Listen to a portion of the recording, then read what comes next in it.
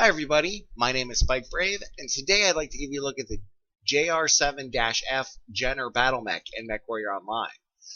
This is a 35-ton light BattleMech, and here I'm just giving you a brief overview of this mech, its hitboxes, and how I play it. I hope you find this helpful.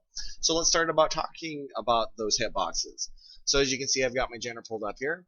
And this area right here in the front, this square, is the head of this BattleMech. This is quite large, so keep that in mind. Try not to look at your opponents too long and keep moving. This is easy to hit, so if you're taking a lot of head hits in Jenner, just be aware that it has a big head hitbox and people know where it is. I hear a lot of people complain about people are botting, I'm getting a head hit. It's not the issue, it's the issue this BattleMech has a very large head. So let's talk about the next thing that's kind of a critical area of this BattleMech, and that's the center torso. That is this area here I'm pointing out with my mouse right now. The center torso of this BattleMech is quite large, so keep that in mind that you're going to get cored. This is a huge area, and if we turn to the side here, you can see this long neck-like structure here, and that is also the side or center torso. So coming at the side here, you can still get hit in the center torso, so keep that in mind that this mech is easy to head hit and it has a huge center torso. That being said, it is quite fast and nimble. This particular one does have jump jets, so use those jump jets and that mobility to your advantage and keep moving. Don't present an easy target. Let's talk about the side torsos. Those are those small boxes here and here. Side torsos on this thing are tiny.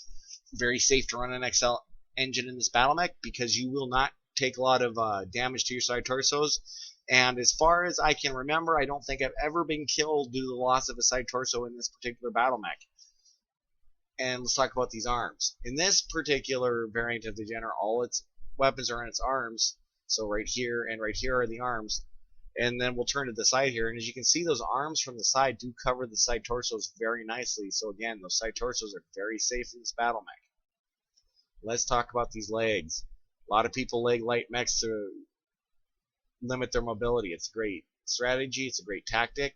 As you can see, the Jenner's legs are quite long, quite thick from the sides, but from the front, you see this large gap. Be aware that when you're shooting at a Jenner, that your shots can pass through this large gap and they won't hit anything.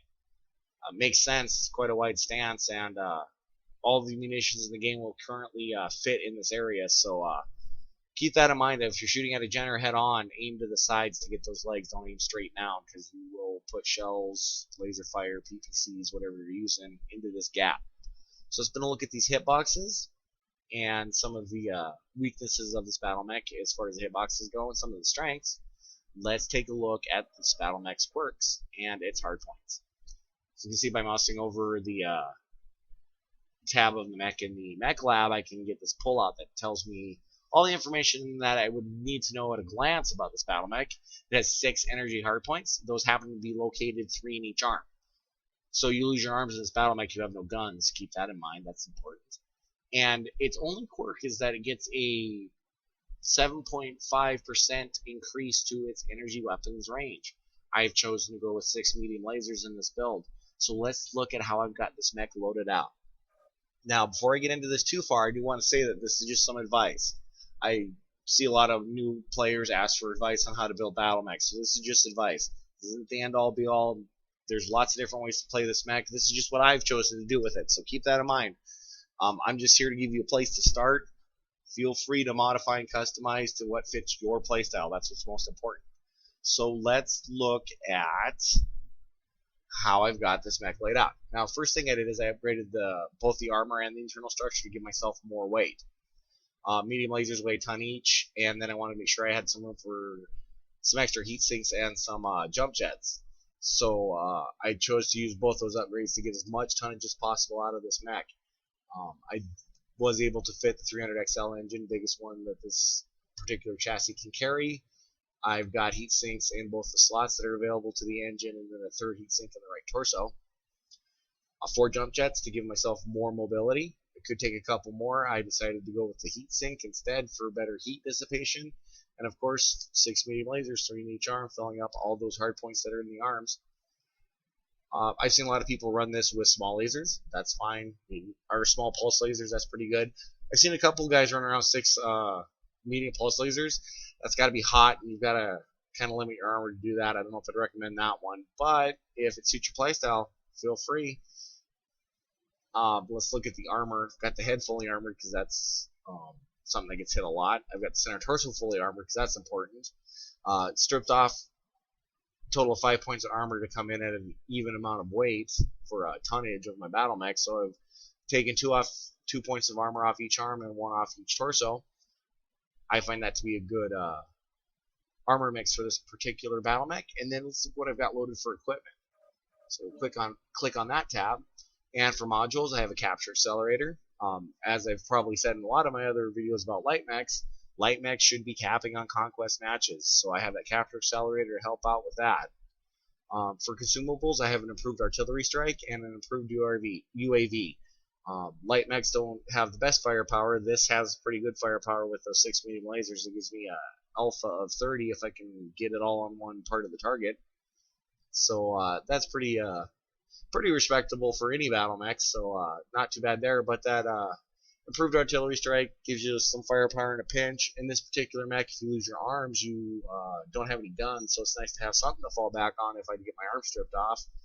And of course, the UAV, I'm fast enough to get in on enemy positions, pop that up, and help out my teammates with some spotting assists on that. For my weapon modules, I went with medium laser modules, both the range and the cooldown. It's all this mech carries, so I figured I'd throw those modules on because that will give the best performance out of those weapons on top of that buff. Keep that in mind. Any BattleMech, when you're looking at its quirks and its modules, they all add together, so everything stacks. So medium lasers on this shoot quite far and quite fast with that cooldown. And finally, I have a radar deprivation module. Second, an enemy can't see you, you're lost from his radar, so that helps out quite a bit with LRMs. This has been a look at how I've loaded out this BattleMech, and I just want to reiterate, it's not the end-all be-all. Try different things, see what fits your playstyle. As I said, I've seen most commonly mixtures of medium and small lasers. Mixtures of medium and small pulse lasers are very common, so try out different things. I just want to give you a place to start. So what I'll do is I'll show you a match right after I'm done talking about this BattleMech that I played in this BattleMech to give you some insight into how I play mine. And as a general rule, I play this as a quick striker and I'll run away. So I'll come in, I'll alpha something with those medium lasers, build up quite a bit of heat. As you can see there on the bottom, my heat management is 1.22, so this mech does run a little bit hot, but I'll run in, hit somebody, run away, and come back. Do want to say that if you're in a light mech, circling around your opponent probably isn't the wisest thing to do. You can get away with it sometimes, but if you're running around them in a circle, you become extremely predictable. And if they don't panic and they know what they're doing, they'll just stop, wait for you to run in front of them again, and let you have it. So keep that in mind. Try not to circle. So what I'll do is I'll run in, hit them, and then run away, come at it from a different angle, hit them again, run away, or engage somebody that's in a fight. That's also very important in light mechs. You know, if you're follow around your big guys, if you're not scouting, or look for enemies that are damaged, finish them off. If you see somebody take, like, they're fighting your king crab and they take 2 AC-20s to the face, they run away because they've got a nice bright red center torso, I'd run them down just to make sure they don't do any more damage.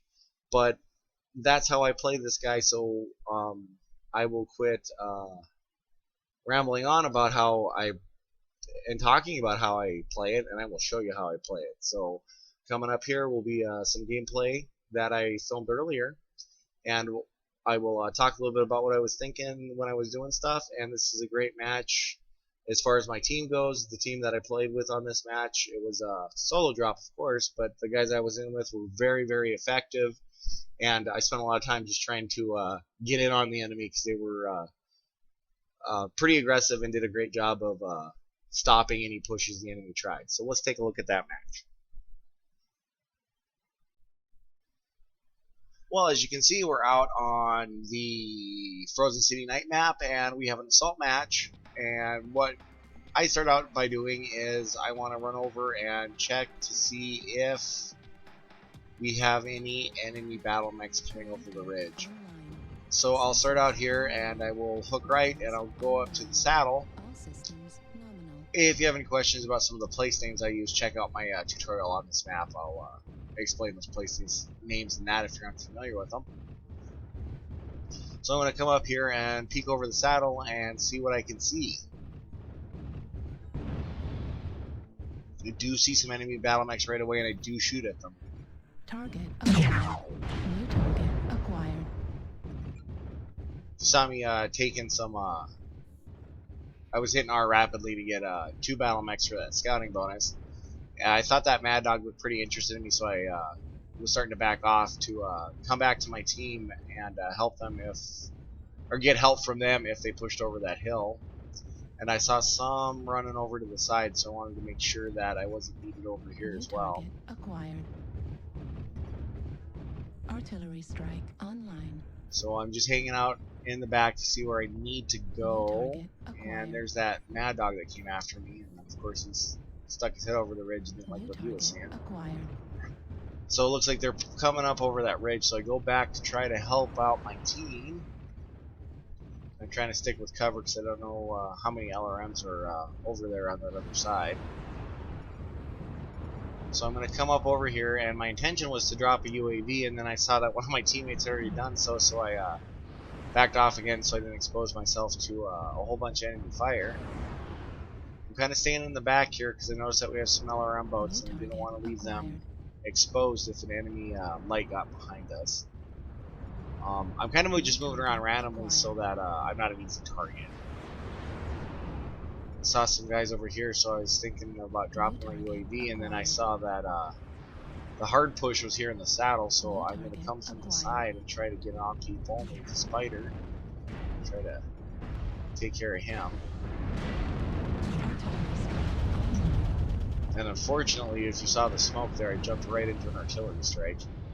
And that made me decide to go elsewhere, because as you can see, the enemy team is kind of massing on the saddle at this point, so I come around to help deal with some of these flankers. Got in that king crab's way. That was my fault. He shot me, but I jumped right into him. It's totally on me. So keep that in mind when you're moving around. That if you get in front of somebody like that, it's kind of on you. So I'm helping out with that spider. Didn't really need the help with him. He's dead in a shot. Now I'm coming back over to take a look at the saddle again. Thinking about putting up a UAV or dropping my artillery strike, and I get up here and everybody's dead. My team has done a great job of kind of dealing with the dual prong here. I'm just trying to get in where I can to help out. I drew some of them to the saddle when I came over the top here, and my team was real good about getting in here and doing something with them. Those few that were flanking from the side are now all dead. This King Crab kind of got out by himself, so what I'm trying to do is get in on him, but of course, as I've been saying, my team is just doing an awesome job of tearing everything up, so every time I look at somebody, they've already got him, so I'm going to try to get on the stalker here. Get a few hits on him. I'm trying to peel that other side torso off. Got momentarily kind of jammed up in the terrain there. And I'm trying to strip that side torso. So if I can get rid of that, he won't have any guns. I'm trying to stay behind him and out of enemy reach. And of course, the second he goes over the hill, friendly king crab waiting for him. And we've almost got to finish off here, so as I said, real good job on the team.